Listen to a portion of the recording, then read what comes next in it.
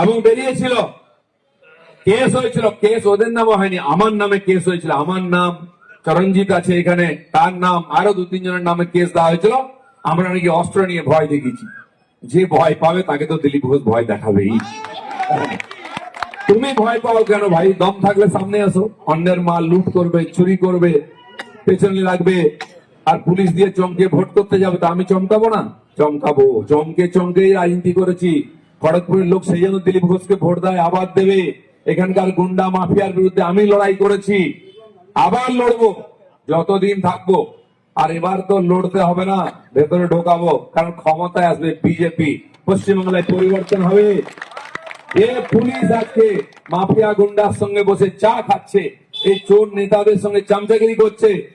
সে পুলিশই দেখবেন অন্য রূপে উত্তরপ্রদেশের স্টাইলে কিরম এনকাউন্টার করবে, কিরম ভেতরে ঢোকাবে, দেখে নেবেন। 4 তারিখের পরে মে মাসের সব পাল্টে যাবে।